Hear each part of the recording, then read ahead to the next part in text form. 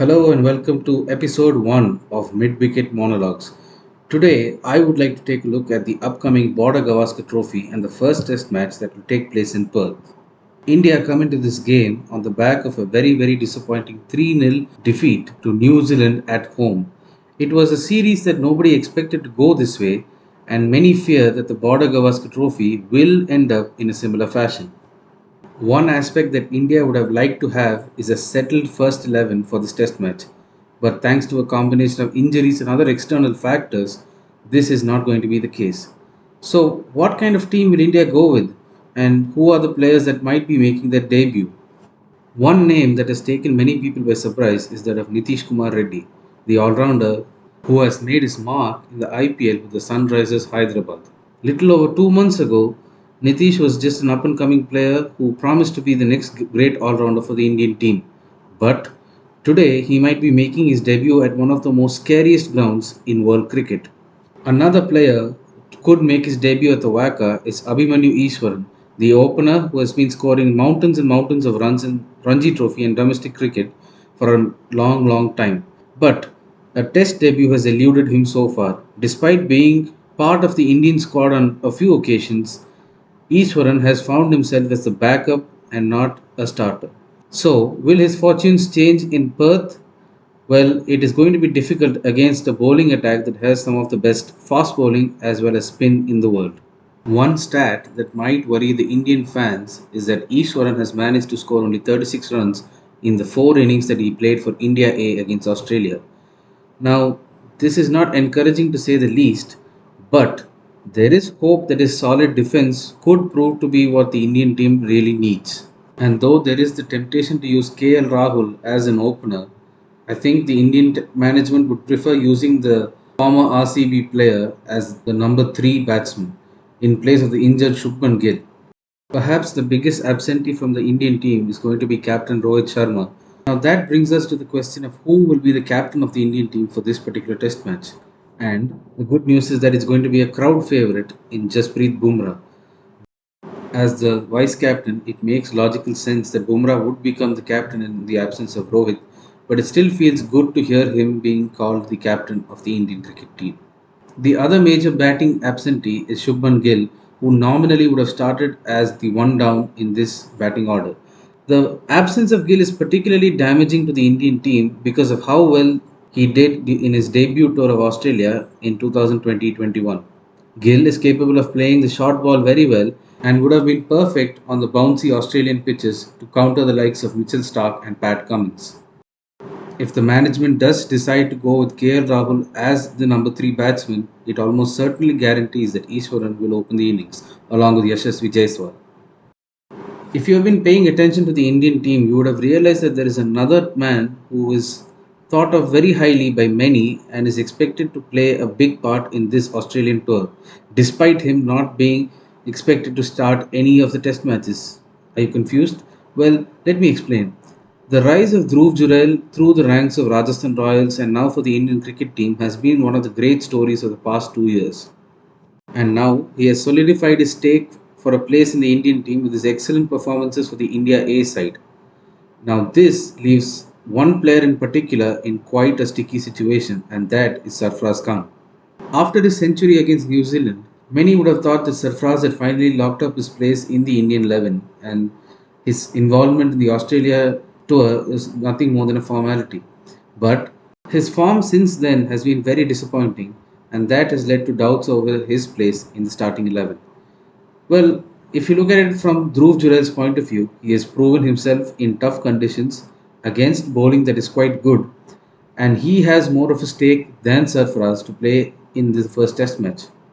But the Indian team is likely to favour Sarfaraz given that they want to show that they have the faith in the players that they have selected.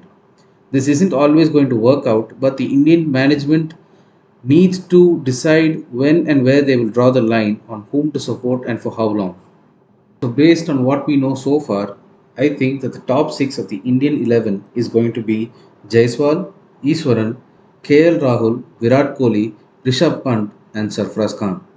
Now, you might think that Dhruv Jurel deserves that spot, but I think that the Indian team will give Sarfraz at least one match to prove himself.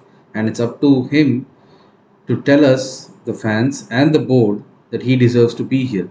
Having gone through numbers 1 to 6, it's now time to look at the remaining 5 who will make up the 11. And there are some obvious names that you might think of here, but there are going to be a couple of surprises. And where will those surprises come from? India are expected to go with 3 fast bowlers, of which 2 are pretty much destined to be Jasprit Bumrah, the captain, and Mohammad Siraj.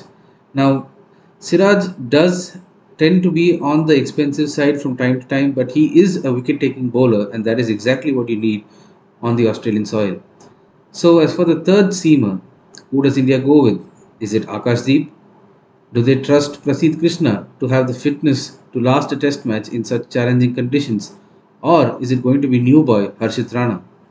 While choosing 3 fast bowlers and having Nitish Kumar as one of the backup seamers is always going to be helpful for the Indian team, I can't help but believe that there might be a surprise even with the inclusion of a certain Ravichandran Ashwin. Now, common logic would dictate that India go with just Ravindra Jadeja or Ashwin. But if they were to select Nitish Kumar, I think it strengthens the batting enough, and it also gives the team a bowling option if and when Siraj and Bumrah need to rest. And you can add that to the bowling and batting prowess that both Jadeja and Ashwin have. I feel that it makes India a stronger team than most people would think. But then again, if you take one look at the Perth pitch, which is as green as the grass that covers it, you probably would be better off going with the extra fast bowler just in case if the pitch starts acting up. And you never know how Indian seamers will do well in conditions that suit them. We have seen this a lot in the past with many bowlers making a name for themselves on the Australian tour. So this time it could be Akashdeep, it could be Prasidh Krishna, or even Harshit Rana. All three are capable, but I think given the experience that Akashdeep has over the others, he is likely to be the one selected play along with Bumrah and Siraj. Very often there is a discrepancy between what the fans want and what the management wants. But I think in the test match that begins on Friday the 22nd, we are going to see a couple of names included that will make the fans excited, if not happy. And to be honest, excitement is something that the Indian fans desperately need after 3-0 whitewash by New Zealand that has left them deflated and in real danger of missing out on the final of the WTC. As I was thinking of the 11 players that should start the first test match, I couldn't help but feel that I and the general public would have a difference of opinion, whereas I would have gone with both Ashwin and Jadeja, given that the extra bounce at Perth will be helpful for Ashwin. I can understand why people would want to go with 3 seamers and maybe even a backup in the form of Nitish Kumar.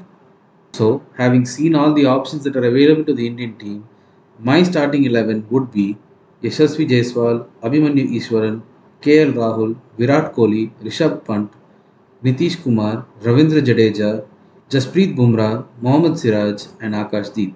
And before you wonder why I have named only 10 players, well, it's because of the last choice that is going to be between Sarfraz Khan and Dhruv Jurel.